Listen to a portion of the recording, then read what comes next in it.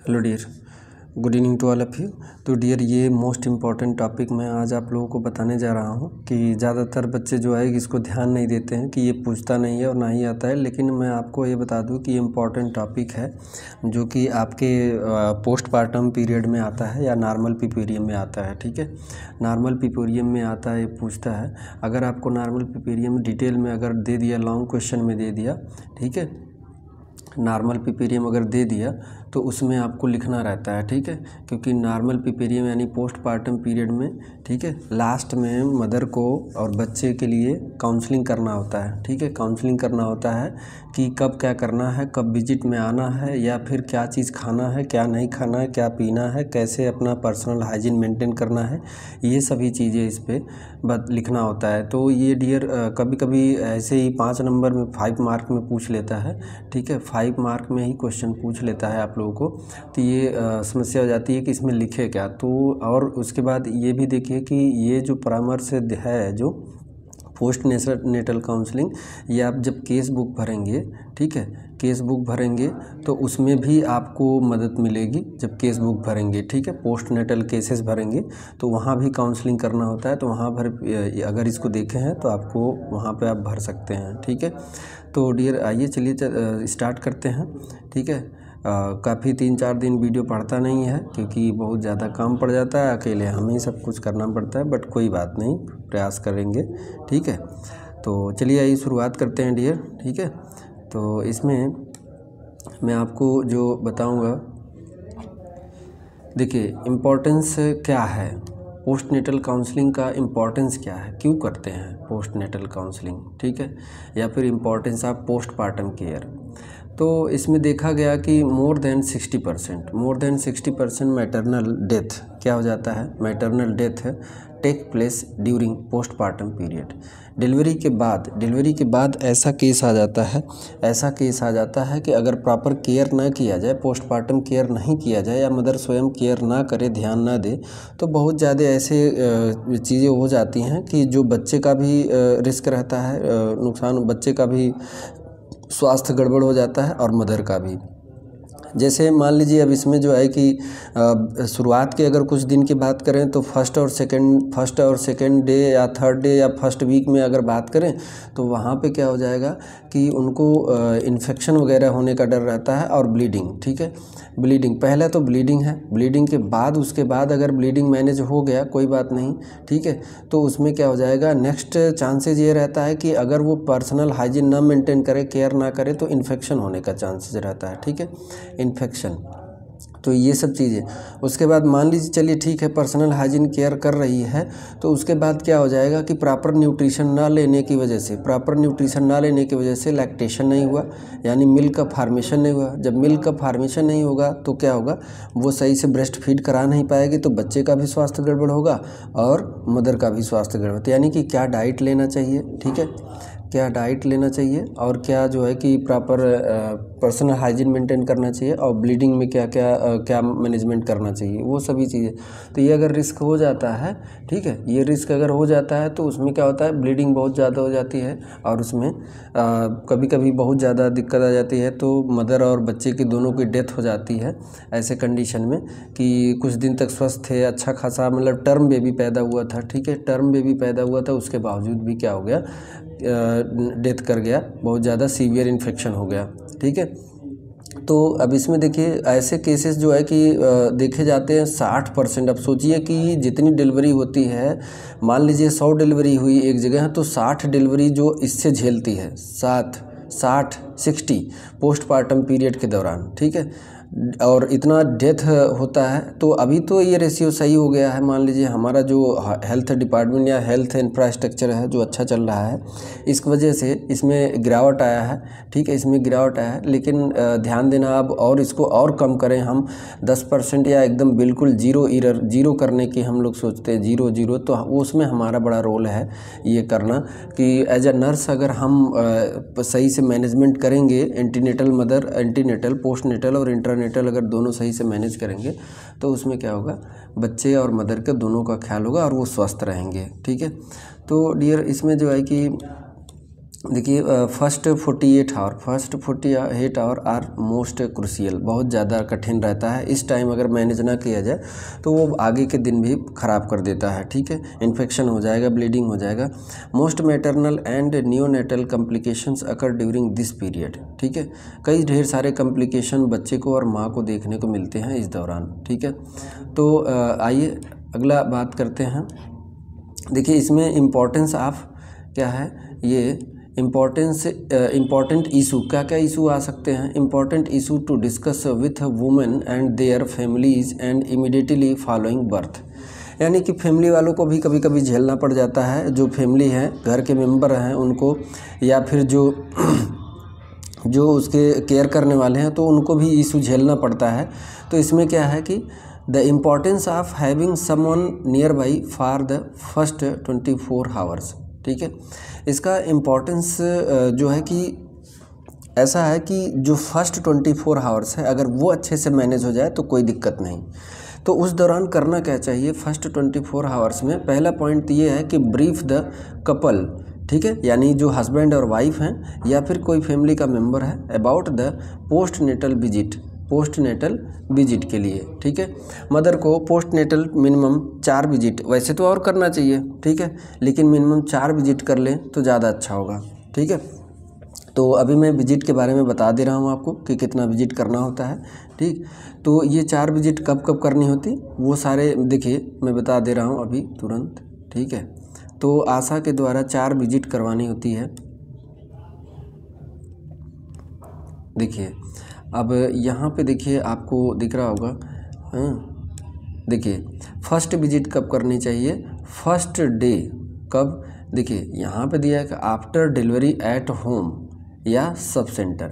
अगर देखिए 2 केसेस हैं, 4 विजिट करनी चाहिए अगर आप सब सेंटर पे हैं या होम डिलीवरी, ठीक है। अगर होम घर पे डिलीवरी हुई है या सब सेंटर पे हुई है तो फर्स्ट विजिट कब करना है, फर्स्ट डे में ही करना है, विदिन 24 आवर्स के अंदर।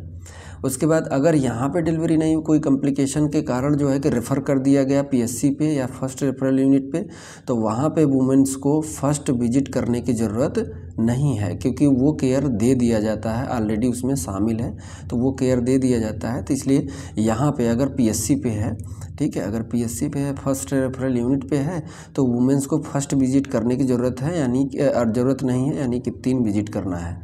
और 4 विजिट कहाँ करना है, जब डिलीवरी कहाँ हो, होम पे हो या सब सेंटर पे हो, घर पे हो या सब सेंटर पे हो, ठीक है, होम पे हो या फिर सब सेंटर पे। तो उसमें फर्स्ट विजिट कितने पे करना चाहिए, 24 आवर्स पे। अगर पीएससी और फर्स्ट रेफरल पे हैं तो वहाँ पे जो है कि कोई ज़रूरत नहीं करने, क्योंकि ऑलरेडी केयर दे दिया जाता है। सेकंड विजिट कब करना चाहिए, अगर सब सेंटर या होम पे हैं तो थर्ड डे आफ्टर डिलीवरी के तीसरे दिन, ठीक है। और वही सेम यहाँ पर भी है, डिलीवरी के तीसरे दिन। थर्ड विजिट कब करनी चाहिए, तो 7th डे आफ्टर डिलीवरी, तो वही सेम है, ठीक है। फोर्थ विजिट कब करना चाहिए, 6 वीक आफ्टर डिलीवरी, वही सेम है। बस खाली फर्स्ट विजिट अगर पीएससी पे और फर्स्ट रेफरल यूनिट यानी पीएससी सीएससी पे या फिर डिस्ट्रिक्ट अस्पताल पे हैं तो वहाँ पे क्या करना होगा, फर्स्ट विजिट करने की ज़रूरत नहीं है। और अगर सब सेंटर और अगर होम पे है तो क्वेश्चन पूछता है कि डिलीवरी एट सब सेंटर पे तो कितने विजिट करना होगा, तो मिनिमम 4, ठीक है। उसके बाद डियर देखिए यहाँ पे there should be 3 additional visit in case of babies with low birth weight. अगर बेबी लो बर्थ वेट का था, ठीक है, प्री टर्म पैदा हुआ था या लो बर्थ वेट का था, तो उसमें 3 और विजिट करनी होती है, ठीक है, यानी 4th यानी 5th 6th एंड 7th, ठीक है। 4th के बाद 5th विजिट, 6th विजिट और 7th, 3 और ऐड हो जाएगा जब लो बर्थ वेट बेबी पैदा हुआ है या जो है कि प्री टर्म बेबी पैदा हुआ।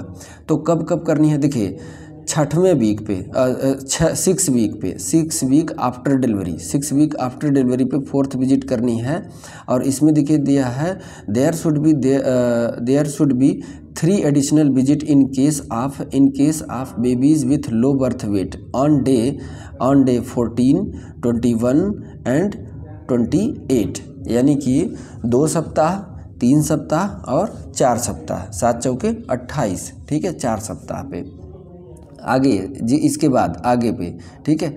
As per integrated management of neonatal childhood illness IMNCI guideline के अनुसार अगर लो बर्थ वेट बेबी है या फिर प्री टर्म बेबी है तो उसमें 3 और एडिशनल विजिट करने की ज़रूरत होती है, ठीक है। तो ये जो है कि करना होगा। तो इसमें कहा, देखिए इसमें कहा पहला पॉइंट वही हमने समझाया आपको कि ब्रीफ द कपल फैमिली, यानी कि जो कपल है यानी कि उसके हस्बैंड को या फैमिली मेम्बर को उसे क्या करना होगा, उसे समझाना होगा कि देखो विजिट करना है 4 विजिट, ठीक है। आशा या ANM के पास जाना होगा, नहीं तो अब तो शायद आशा ANM या हेल्थ वर्कर खुद जाती है वहाँ पे घर पे, ठीक है। अगला point, the importance of new mothers eating more and healthier food, more and healthier food discuss in context of local practice, ठीक है। जैसे देखिए आपको काउंसलिंग क्या करना है, काउंसलिंग आपको ये करना है कि मदर को वो फूड बताना है, कैसा, हेल्दी फूड, ठीक है। मदर ईटिंग मोर फूड, ज़्यादा। पहले क्या था कि जब प्रेगनेंसी थी तो मिनिमम 1 या 2 बार खाती थी, अब 3 से 4 बार या 5 बार खाएगी, थोड़ा थोड़ा खाएगी लेकिन 5 बार खाएगी, ठीक है। ये सलाह दीजिए, खाइएगा। और दूसरा ये सलाह दीजिएगा कि स्वस्थ फूड खाइएगा। और आगे ये बताइएगा कि जैसे मान लीजिए अगर गरीब है या फिर बहुत पुअर फैमिली से है तो उसको ऐसा चीज़ खाने के लिए बोलिए जो उसको मिल जाए, जो वो क्रय कर पाए, खरीद पाए या फिर उसका बंदोबस्त कर पाए, जुगाड़ कर पाए कि हाँ मैं ये ले सकती हूँ, ऐसा आपको बताना होगा ताकि उसके डेली रिक्वायरमेंट पूरे हो जाएं और वो स्वस्थ भी रहे, ठीक है। तीसरा पॉइंट ये है, to ensure womens have access to good health and nutrition, यानी कि उसको ये डिसाइड करना है जो ANM है, ये आशा और ANM है, वो जब विजिट पे जाएंगी तो विजिट पे उनको देखना होगा कि बच्चे और माँ का स्वास्थ्य और न्यूट्रिशन ठीक चल रहा है कि नहीं, ठीक है।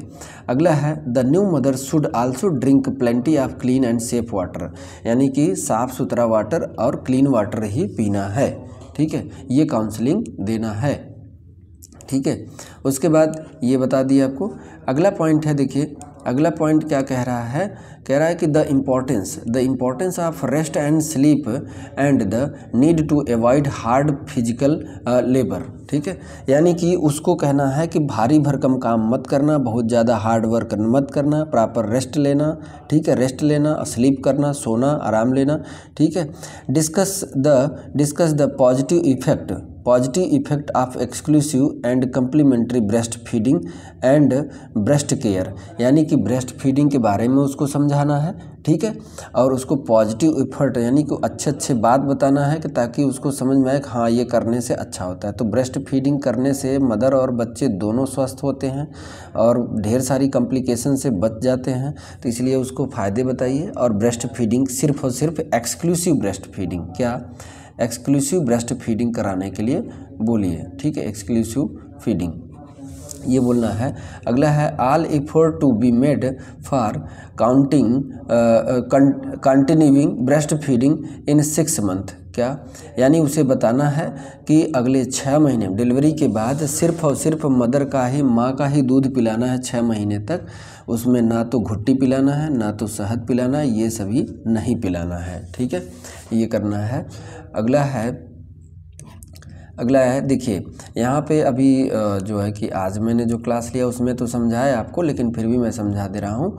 Orient about home based nursing care, ठीक है। Home based nursing care visit by ASHA, यानी कि आशा को भेजना होगा और आशा को ऐसा सिखाना होगा, स्किलफुल बनाना होगा कि देखिए उसको जितना हेल्दी रहने के लिए या पर्सनल हाइजीन मेंटेन करने के लिए उतना बताना कि जो वो कर पाए, जो उसके घर में अवेलेबल हो उसी में, ठीक है। उसके घर के आसपास जो अवेलेबल हो उसी में वो कर पाए, ऐसा उसको बताना है। किसको, आशा को, कि Orient about home based nursing care, कि यानी कि वो घर पर ही अपना कर सके, ठीक है। Discuss the danger sign for the women and baby and the importance of seeking medical help quickly, यानी कि उसको जब भी कोई दिक्कत आए, कोई कॉम्प्लिकेशन इस समय हो सकता है तो उसके बारे में पूरी तरह समझा दिए कि देखो तुम्हें ऐसा हो, बच्चे को कभी फीवर आ जाए बहुत ज़्यादा, अगर मान लीजिए घंटे 2 घंटे के बाद तक भी नहीं रुका, फीवर है, बहुत ज़्यादा बच्चे को जकड़ है, सांस नहीं ले पा रहा है, सारी चीज़ें, और उसके बाद आपको भी पेन हो रहा है या ब्लीडिंग हो रही है पेरिनियम से, या फिर अदर कोई है जिम चला रहा है या कोई दिक्कत हो रहा है, तो तुरंत उसको जो है कि क्विकली जाके मेडिकल हेल्प लेना होगा।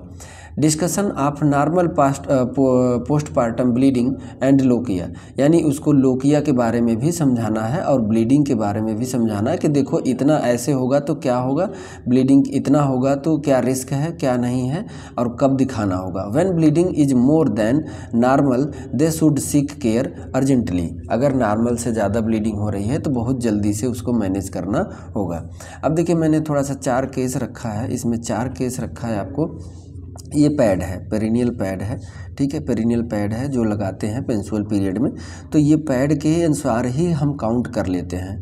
काउंट करना पहला ये देखिए कि इतना जो है, जब पैड लगाया, जब फीमेल को पैड दिया गया तो 1 घंटे बाद जब ये पैड हटाया गया तो उस पैड में जो ये एरिया है अगर 2.5 सेंटीमीटर से कम है या 1 inch on menstrual pad in 1 hours, क्या है कि ये जो एरिया इतना ब्लड से गीला हो गया, ब्लड से इतना गीला हो गया, तो ये इसका एरिया कितना होना चाहिए, 2.5 सेंटीमीटर से कम होना चाहिए या 1 इंच से कम होना चाहिए। ठीक है, ये क्वेश्चन आता है, ठीक है, पता लगाने के लिए।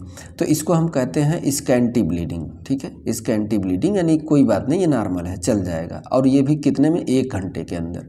और उसी 1 घंटे के अंदर अगर एरिया इसका 4 सेंटीमीटर से कम है या 10 सेंटीमीटर से कम है, 4 इंच से ज़्यादा है, ठीक है, 10 सेंटीमीटर से कम है और 4 इंच से ज़्यादा है, तो क्या हो जाएगा, लाइट ब्लीडिंग, यानी अभी भी नॉर्मल है, कोई दिक्कत नहीं। और कितने घंटे में, 1 घंटे में।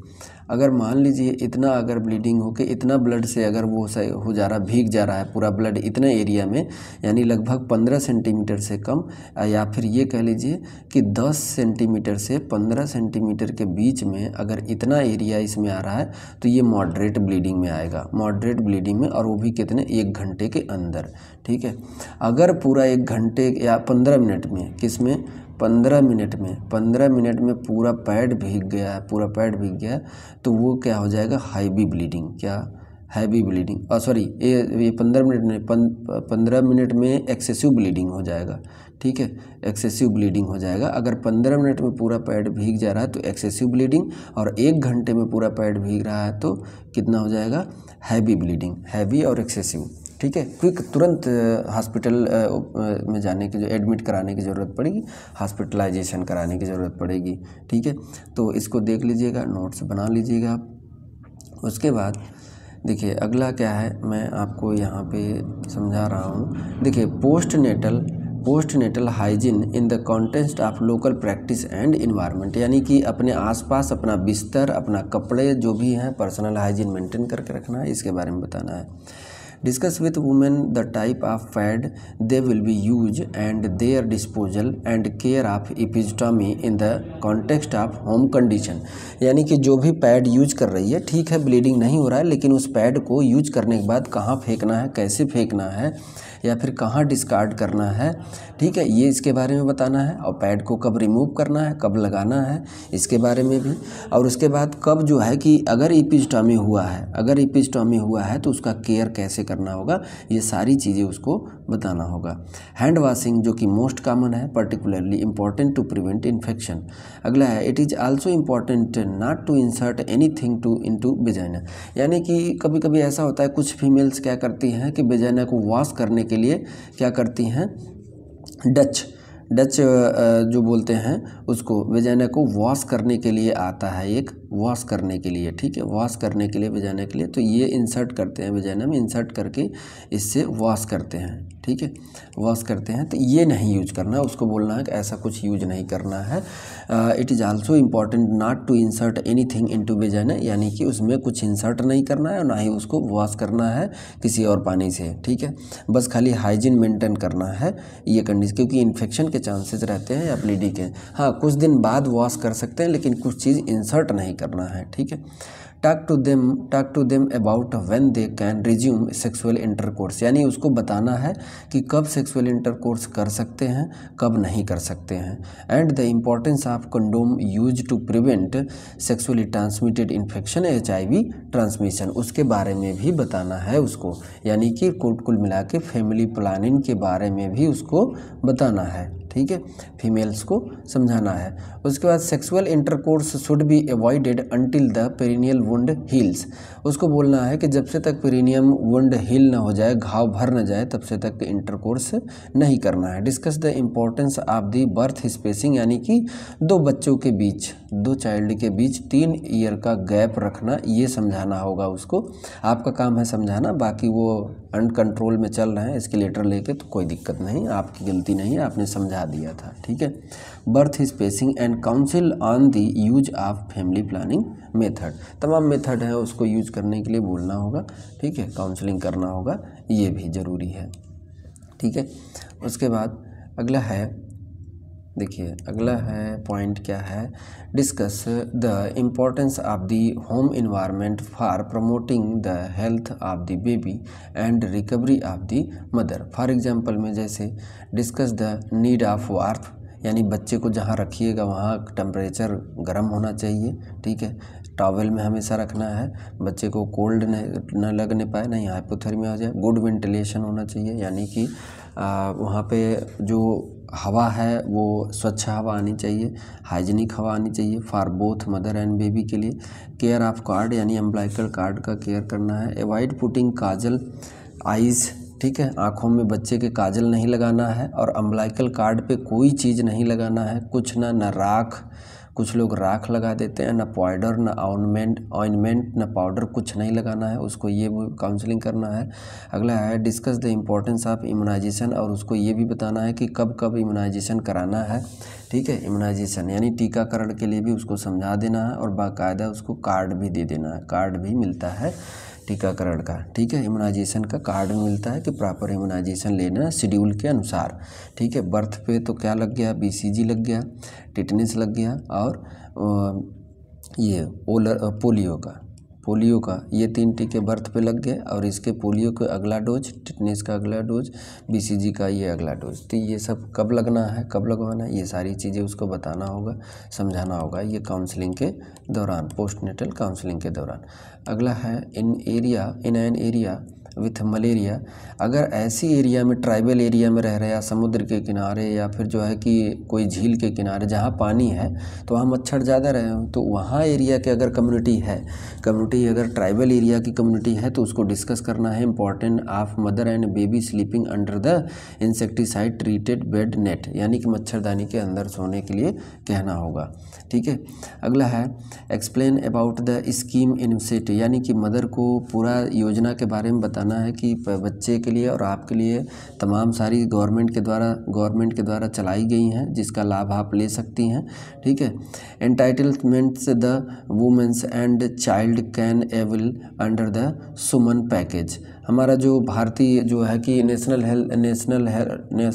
रूरल हेल्थ मिशन है, नेशनल रूरल या फिर नेशनल हेल्थ मिशन, जो हमारे देश के जो हेल्थ मिशन है, यानी कि ministry of health and family welfare है, वो एक पैकेज लॉन्च किया है जिसका नाम है सुमन पैकेज। ये पैकेज क्या है मैं आपको बता देता हूँ थोड़ा सा कि ये पैकेज है क्या। तो ये पैकेज देखिए, सुमन पैकेज क्या है। सबसे पहले तो एक क्वेश्चन तो यही पूछ लेता है कि सुमन का जो है कि फुल फॉर्म क्या, सुमन इज स्टैंड फॉर। तो इसका मतलब ये है सुमन का कि मदर और बच्चे के लिए क्या करना होगा, एक एडवाइस दिया जाता है, ठीक है, एडवाइस दिया जाता है। ये सब पैकेज, तो इसमें जो है कि तमाम सब चीज़ें रखी गई हैं और वो भी सब फ्री ऑफ कास्ट रखा गया है, ठीक है। कैसा, फ्री ऑफ कास्ट है, मुफ्त में सब मिलता है। तो सुमन का सबसे पहली बात तो सुमन का क्या होगा, तो इसका है सुरक्षित मातृत्व यहाँ पर नहीं दिख रहा है, सुरक्षित मातृत्व अलाउंस, सुरक्षित मातृत्व आश्वासन के नाम से है इसका। सुमन का मतलब ये है सुरक्षित मातृत्व आश्वासन, ये है, ठीक है। इसका फुल फॉर्म है, बहुत अगर मान लीजिए आपसे पूछ लिया कि सुमन का फुल फॉर्म, प्रोग्राम लॉन्च किया है सरकार ने, तो ये पूछ सकता है कि ये सुमन लॉन्च किसके लिए हुआ है, ये तो। और पहली बात तो पहले पूछ लेगा सुमन का फुल फॉर्म क्या है, तो सुरक्षित मातृत्व आश्वासन, सुरक्षित मातृत्व आश्वासन इसका है। और ये 2019 में लॉन्च किया गया था, 2019 में लॉन्च किया गया था। तो इसके अंदर क्या क्या आता है, इसके अंतर्गत क्या क्या आता है, तो मैं अगर बात करूं तो एक एक करके मैं बात कर रहा हूँ, थोड़ा सा जूम कर दे रहा हूँ आपको, ठीक है, जूम कर दे रहा हूँ ताकि दिखेगा, ठीक। ये तो इसमें देखिए पहला है आपका provision of at least 4 antenatal checkup and 6 home based nursing care, यानी कि 4 एंटीनेटल चेकअप के लिए है, फ्री ऑफ कॉस्ट है, इसमें कोई पैसा नहीं लगेगा, ठीक है। ये सुमन के अंतर्गत पहला ये है। और कम से कम 6 home based nursing care visit, यानी कि लेडी जो आशा और एएनएम या लेडी हेल्थ विजिटर है, खुद उसके घर पे 6 बार जाके उसको ये व्यवस्थाएं देगी। चेक करना होगा मदर का, वेट करना होगा और सारी चीज़ें कि उसका स्वास्थ्य सही है, बच्चे का डेवलपमेंट कैसा चल रहा है। एएनसी मतलब एंटीनेटल केयर, एंटीनेटल केयर के दौरान। उसके बाद सेफ, अगला है safe motherhood, safe motherhood, safe motherhood booklet and mothers and child protection card, यानी कि उसको कार्ड देना है, ठीक है।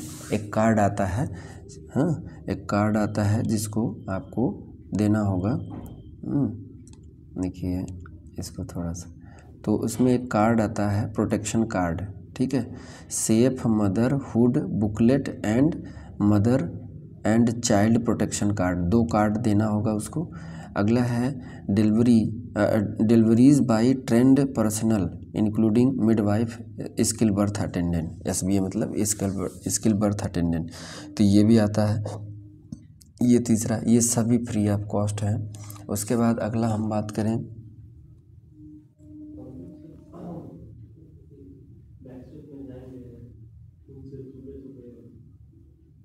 देखिए, हाँ, तो यहाँ पे अगला क्या है, अगला यह है कि free and zero expenses access for identification and management of maternal complication. माता को अगर वुमेंस को कोई भी दिक्कत आ रहा है, कोई भी, तो वो फ्री ऑफ कास्ट और जीरो, कोई पैसा नहीं लेना, बस उसको जो भी दिक्कतें आई हैं, कॉम्प्लिकेशन आई हैं, उसको मैनेज करना होगा फ्री ऑफ कास्ट। कुछ भी दिक्कत आ गया, कुछ भी उसको, ठीक है, डिलीवरी से लेके कंसेप्शन से लेके, हाँ, इसमें क्या है कि इसमें कंसेप्शन से सुमन में ये रखा गया, उन महिलाओं को रखा गया जो है कि प्रेग्नेंट थे, तो कंसेप्शन से लेके सुमन उसके लिए अप्लाई है जो प्रेगनेंसी से लेके डिलीवरी के 6 महीने बाद तक और बच्चे के लिए 1 साल तक, ठीक है, शामिल है। इसमें वो व्यवस्थाएं अवेलेबल हैं जो बच्चे को कब तक लाभ मिलेगा, बच्चे को पैदा होने के 1 साल तक मिलेगा, और मदर को जो है कि जब प्रेगनेंसी हुई, प्रेगनेंसी से लेके डिलीवरी, और डिलीवरी से 6 मंथ बाद तक, इतना पूरा उसको मिलेगा, ठीक है। Early initiation and support for breast feeding, उसका ये भी शामिल है। Respectful care with privacy and dignity, यानी कि मदर के प्राइवेसी का ध्यान रखते हुए उसको ब्रेस्ट फीडिंग कराना होगा वहीं पे, ठीक है। उसके बाद अगला क्या है, अगला है choice for delivered cord clamping beyond 5 minute up to delivery of placenta, ठीक है। प्लासेंटा के डिलीवर होने के बाद 5 मिनट के अंदर उसको क्या करना है, अम्बिलिकल कार्ड को क्लैंप करना है नॉर्मल बेबी के लिए, ठीक है। Elimination of mother to child transmission of HIV, ठीक है। क्या करना है, elimination of mother to child, mother को चाइल्ड से एलिमिनेट, हटा देना, सेपरेट कर देना है। प्रोटेक्शन करने के लिए क्या, HIV का, HBV का एंड सिफिलिस का, ताकि इन्फेक्शन बच्चे को भी ना हो जाए, ठीक है। तो ये कंडीशन ये भी है उसमें। उसके बाद अगला बात करें, देखिए क्या है, हाँ,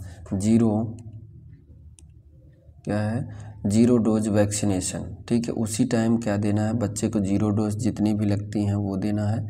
free transport from home to health institution dial, यानी कि मदर को क्या करना है, ट्रांसपोर्ट सिस्टम भी अवेलेबल कराना है। और अगर मदर लेना चाहती है तो उसको समझाइए, जब प्रेगनेंसी के दौरान आई है तभी उसको समझाइए कि 102 और 108 पे कॉल कर लेना, तुरंत वहाँ पे वाहन पहुँच जाएगी तुम्हें लाने के लिए, ठीक है। तो ये चीज़ बताना है। उसके बाद अगला है assured referral services with scope of reaching health facilities with in 1 hour of any critical emergency care emergency. अगर कोई इमरजेंसी उस महिला के पास, वो महिला को आ गई तो उस दौरान क्या करना होगा, सर्विस जो फर्स्ट रेफरल यूनिट, यानी अगर सब सेंटर पे है तो पीएससी पे जाना चाहती है, सीएससी पे, तो उसको ट्रांसपोर्ट के द्वारा 1 घंटे के अंदर उसको पहुंचाइए, बहुत जल्दी, जितना जल्दी हो सके, ठीक है। Scope of reaching health facilities, उसको हेल्थ फैसिलिटीज़ जो है कि फर्स्ट रेफरल यूनिट पर या पीएससी पे या सीएससी पे पहुंचाइए। जब होम पे है, घर पे है या सब सेंटर पे है, होम पे है या सब सेंटर पे है, तब उसको यहाँ पहुँचाने जल्दी से जल्दी, ठीक है। तो ये है। उसके बाद आगे देखिए कुछ और है, देखिए अगला है, 2 और है, देखिए इसमें क्या क्या शामिल है। Drop back from institution to home, यानी कि उसको जब ठीक हो जाएगी, बच्चा भी स्टेबल हो गया, मदर भी स्टेबल हो गई है, तो मिनिमम 48 घंटे बाद उसके घर पे ले जाके छोड़ना होगा ट्रांसपोर्ट से, वही जैसे ले आए थे वैसे सम्मान के साथ और प्यार से, ठीक है। Management of sick neonate and infant, और मैनेजमेंट के लिए कि सिक और अगर बीमार नियोनेट है या फिर स्वस्थ नियोनेट है तो उसके लिए भी व्यवस्था है इसमें सुमन में। तो कुल मिला के सुमन में ये है कि कब तक व्यवस्थाएं मिलती हैं, जब से तक बच्चा 1 साल का ना हो जाए और मदर को प्रेगनेंसी से लेके डिलीवरी के 6 महीने बाद तक, ठीक है। उसके बाद इसमें कुछ और है, देख लीजिए क्या क्या शामिल है, बहुत सारे ये सरकार लॉन्च की है, ठीक है। तो इसमें देखिए, इसमें time bound referral of grievance through responsive call centre या हेल्पलाइन, यानी कि ग्रेवियंस, उनको अगर कोई दिक्कत हो रहा है तो फ़ोन कॉल से भी संपर्क करें, तो आप संपर्क करिए उनसे, ठीक है। बर्थ रजिस्ट्रेशन, यानी जितना जल्दी हो सके उनका रजिस्ट्रेशन सर्टिफिकेट, जन्म प्रमाण पत्र बनाना है, ये फैसिलिटी भी अवेलेबल है। कंडीशनल कैश ट्रांसफ़र या direct benefit transfer under the various scheme, delivery के बाद मदर के खाते में भी पैसा आता है और जो आशा लेके जाती हैं उनके भी खाते में पैसा आता है, तो तुरंत उसका अकाउंट नंबर और आधार कार्ड लीजिए, सारे डॉक्यूमेंट, और उसके खाते में पैसा ट्रांसफ़र कीजिए, ठीक है। ये भी व्यवस्थाएं अवेलेबल हैं, ठीक। उसके बाद देखिए क्या है कि पोस्टपार्टम फॉलोअप काउंसलिंग, यानी कि उसको काउंसलिंग करिए कि पोस्टपार्टम, यानी दिक्कत जब भी आए तो आ जाना, ठीक है। Counselling and ICBCC for safe motherhood, ठीक है। तो ये सब चीज़ें हैं सुमन में आती हैं। सुमन अभी वैसे तो डिटेल में नहीं है, बट इतना पर्याप्त है। तो ये जो है था, आपको मैंने काउंसलिंग के बारे, पोस्टनेटल काउंसलिंग के बारे में बताया। तो इसको प्रॉपर नोट्स आप चाहे तो बना सकते हैं, और नोट्स है ही, ये इम्पोर्टेंट है, ठीक है। Okay dear, thank you so much. और इसको नोट्स बना लीजिए, बहुत काम देगा, कहीं मिलेगा नहीं आपको, ठीक है।